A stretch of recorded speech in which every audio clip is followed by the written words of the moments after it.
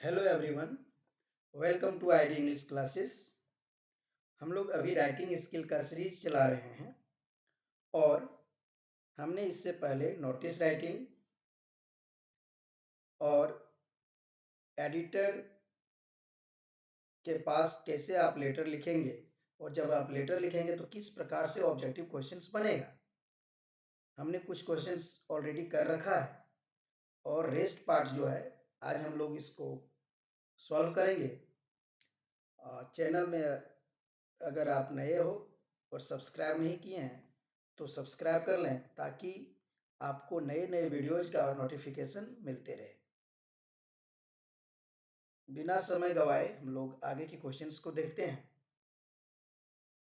Question number 15, where is receiver's address written, यानी receiver's address जो है यह कहाँ लिखा जाता है।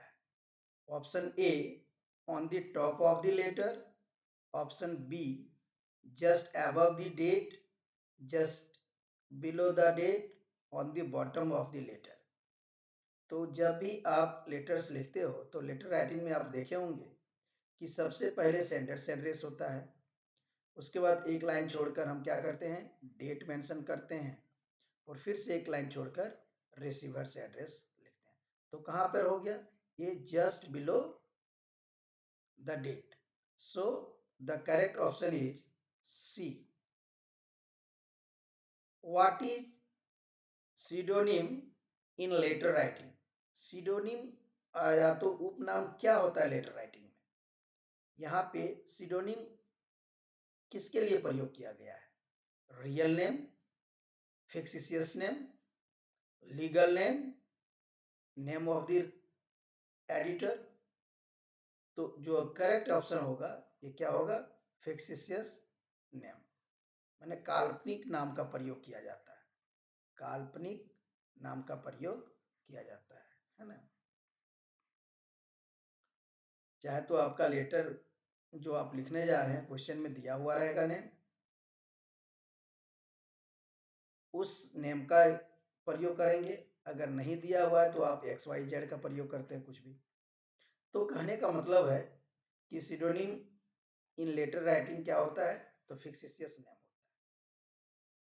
है। Next question number 17, what is the word limit of a letter to the editor for class 12। जब आप लेटर लिखते हो एडिटर के पास तो वह कितने लिमिट में होना चाहिए, वर्ड लिमिट में होना चाहिए। ये जो है आंसर डी होगा, 125 to 150 words maximum. Okay, now question number 18, which of the following are the features of a letter to the editor. जब कोई भी लेटर आप एडिटर के पास लिखते हैं तो उसकी मतलब फीचर्स क्या होनी चाहिए, brief and clear, expresses an idea and opinion, stick to the point. ये तीनों होगा, यानी आपका जो आंसर होगा ये ऑल ऑफ दीज। आप तीनों लर्न करेंगे कि ब्रीफ एंड क्लियर होना चाहिए, expresses an idea and opinion, stick to the point, ये तीनों होगा। यानी according to the questions and the options given the answer will be D. Okay, next question number 19, how is a letter to the editor sign off, bravo, cheers, a concerned citizen, yours truly, none of these. So the correct one is a concerned citizen, or you can say yours truly. Now, what should be the tone of a writer while writing a letter to the editor। Tone क्या होना चाहिए लिखने वाला का जब आप editor के पास लिखते हो। एरोगेंट होंगे, नहीं बिल्कुल नहीं। अनग्रेटफुल, बिल्कुल नहीं, जो आपका काम कुछ कर दे तो उसके प्रति अनग्रेटफुल होंगे, बिल्कुल नहीं होगा। सुपरस्टिशियस, ये भी नहीं होगा। तो आपका आंसर क्या होगा, grateful, B, B option. Now next, how many paragraphs should be made in a letter to editor? जब लेटर आप एडिटर के पास लिखते हो तो यह कितना पैराग्राफ में होना चाहिए? तो एक आइडियल जो लेटर राइटिंग माना गया एडिटर के पास लिखने के लिए, यह जो होगा 2 से 3 पैराग्राफ, यानी ऑप्शन जो होगा बी करेक्ट होगा। Okay, next, who is an editor? Editor कौन है? One who lodges an FIR? No. Investigating officer? No. One who publishes your views in a newspaper? Yes.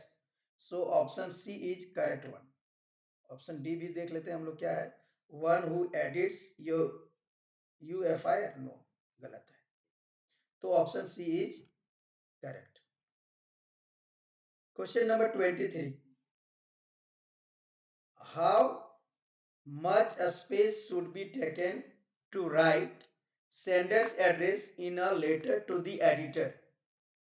जब आप एडिटर के पास लेटर लिखते हो तो सेंडर्स एड्रेस लिखने के बाद आप कितने स्पेस छोड़ेंगे? 1 लाइन। ओके, क्या होगा?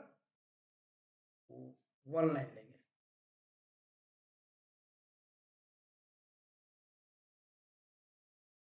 सॉरी, यह जो है नहीं, ये नहीं कह रहा है, इसको करेक्ट थोड़ा करेंगे आप।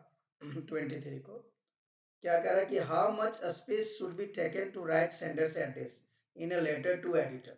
जब एडिटर के पास आप लेटर लिखते हो तो वह कितना लाइन में कम से कम होना चाहिए? तो 2 से 3 लाइन, ये करेक्ट होगा। ठीक है, 2 से 3 लाइन, ये ऑप्शन 23 का क्या होगा? A option.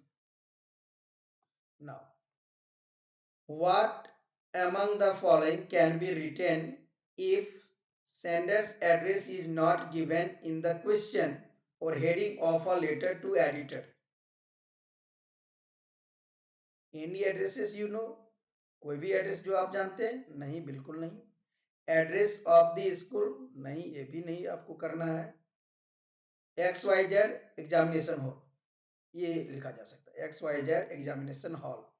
ठीक है, योर होम एड्रेस, ये भी बिल्कुल नहीं करेंगे।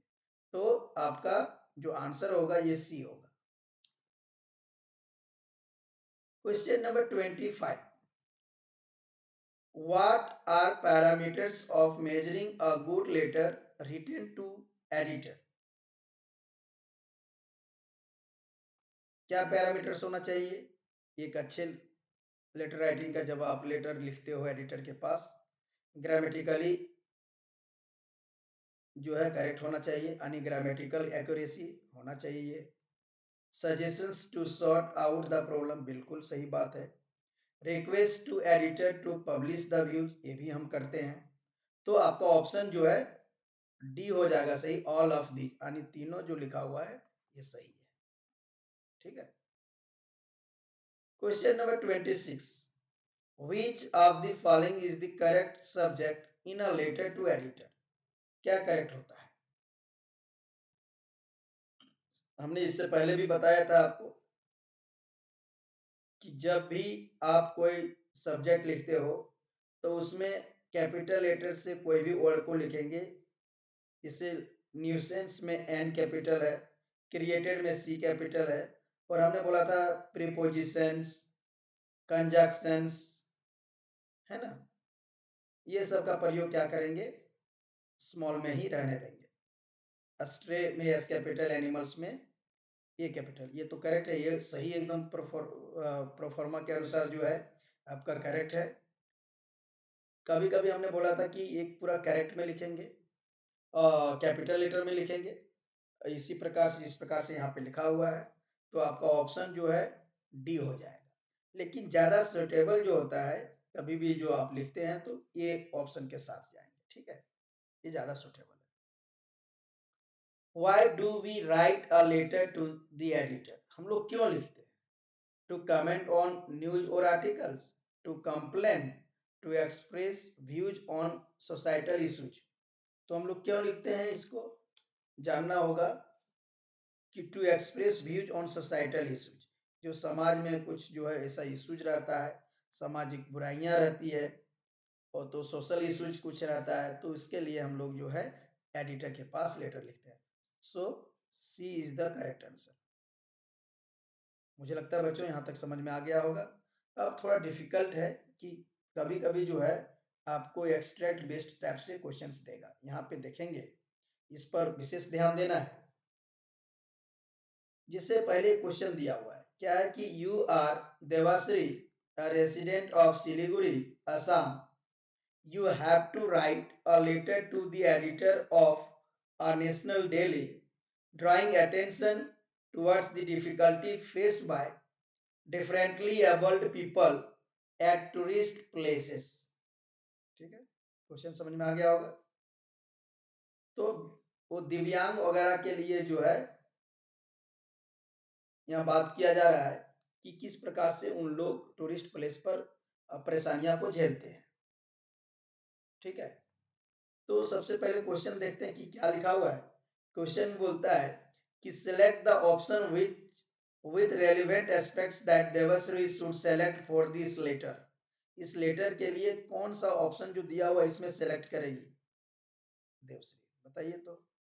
तो देखेंगे, पहला ऑप्शन दिया द न्यूज़पेपर्स नेम, दूसरा attached proof of the newspaper subscription, तीसरा देवाश्रीज एड्रेस, चौथा फॉर्मल टोन, पांचवा expected date of the letter's receipt.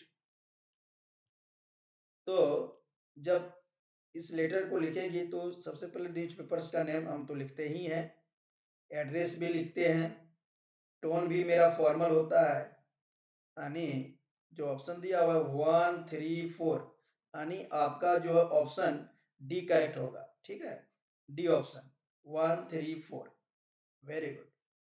Now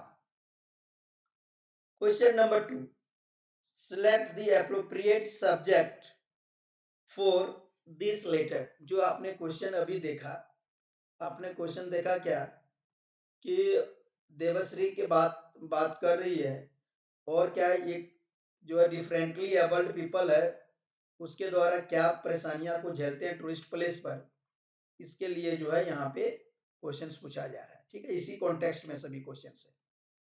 तो drawing attention towards differently abled people, B option the differently abled, neglected or misunderstood, subject appropriate क्या होगा। C में दिया tourist places are an inconvenience to differently abled people, inconvenience faced by the differently abled at tourist spots। तो ये sports जो है, ये जो है आपका डी, डी जो है करेक्ट होगा, है ना, ये सबसे सुटेबल सब्जेक्ट है, D. Question number 3, which options should Devasri select to elaborate on the difficulties faced by the differently abled? किस प्रकार का। पहला ऑप्शन है absence of the ramps for wheelchairs, unclean toilets, high ticket prices। B में दिया है unsuitable visiting timings, tourist guides untrained in sign language, lack of braille script tourist pamphlets। ठीक है, जब हम डिफरेंटली एबल्ड की बात कर रहे हैं, ध्यान में होनी चाहिए आपको, absence of ramps for wheelchairs, tourist guides untrained in sign language, lack of braille or script tourist pamphlets, D unclean toilets, high ticket prices। तो यहाँ पे टिकट प्राइसेस जो है हम बात ही नहीं करेंगे, क्योंकि हाई की बात ही नहीं कर रहे हैं। ये टिकट प्राइस जो है इकोनॉमिक के लिए अगर हम बात करते हैं तो यहाँ पे बात करते हैं, है ना, ये सब हो सकता था, लेकिन हम डिफरेंटली एबल्ड के बारे में बात कर रहे हैं।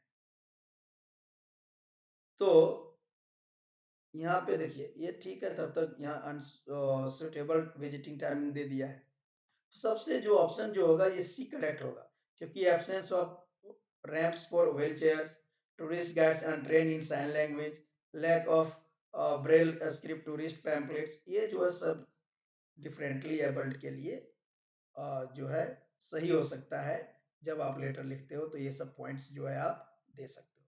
सो C is the correct answer. Okay, according to the question and the option what we have here. Now question number 4. Devasri shares some suggestions in her letter to address the issue. Select the option that helps her complete these suggestions appropriately. तो ये class 10 और 11 के लिए तो नहीं हो सकता है, लेकिन 12 के लिए बहुत इंपॉर्टेंट है ये सब जो क्वेश्चन हम लोग पढ़ रहे हैं. क्वेश्चन जो है ये सब थोड़ा डिफिकल्ट क्वेश्चन है. तो आप देखेंगे कि in my opinion the media can play a pivotal role in transforming peoples जो है यहाँ पे अकॉर्डिंग टू द ऑप्शंस जो दिया गया आप दे सकते हैं बी करेक्ट होगा. People's perceptions and attitudes also questioning the authorities. क्योंकि सॉन्ग्स की बात करेंगे ये कोई प्रोटेस्टिंग की भी बात नहीं होगा. कीपिंग मिनिमम इंटरफ्रेंस ये भी नहीं होगा. तो बी जो है ना ये बी करेक्ट होगा. B. Now question number 5. Question number 5 में दिया है, अब देखेंगे select option that correctly justifies the choice of the concluding portion of this letter. अब किस प्रकार से कंक्लूड करेंगे कोई भी लेटर्स को. पहला दिया हुआ कि I expect the authorities to take actions on this issue. Please post my thoughts in your newspaper. और दूसरा लिखा है कि I hope my views get publish in the columns of your newspaper so that this issue may garner more public support and awareness. ये suitable है एकदम. Two बोलता है yes to option because of the authoritative tone. ये नहीं होगा. No option because of the informal tone. ये भी नहीं होगा. यस जो करेक्टली जस्टिफाई कर रहा है to option 2 because of the tone of polite expectation. एकदम 2 जो है करेक्ट होगा. देखिए इस प्रकार से आपको जो है क्वेश्चंस को थोड़ा ट्विस्ट कर सकता है. आप जानते हैं लेकिन लिखने में जो है आप मिस्टेक कर देंगे. ठीक है, तो थोड़ा ध्यान से पढ़ेंगे इसको. नेक्स्ट क्वेश्चंस जो है देखते हैं इसी क्वेश्चन के कॉन्टेक्स्ट में है कि select the option that completes the concluding line appropriately. I hope that my letter will dash. क्या आगे कंप्लीट होगा. A B C D option है आपके पास. तो help spread awareness about the issue. Lead to action against all नहीं. Authorities को action हो ये हम मेरा कोई बात नहीं है. काम होना चाहिए समाज का. इस इश्यूज को लेकर हम लोग एडिटर के पास लेटर लिखते हैं. तो A is the correct answer.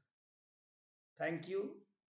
Thank you very much. मुझे लगता है कि आपको लेटर टू द एडिटर जब भी कोई क्वेश्चंस हो ऑब्जेक्टिव्स क्वेश्चंस तो आप आराम से कर सकते हैं. इतना से ज़्यादा क्वेश्चंस आपको नहीं पूछा जा सकता है क्योंकि हमने लगभग सभी तरह के क्वेश्चंस को इस वीडियो में कोशिश किया है कवर करने का.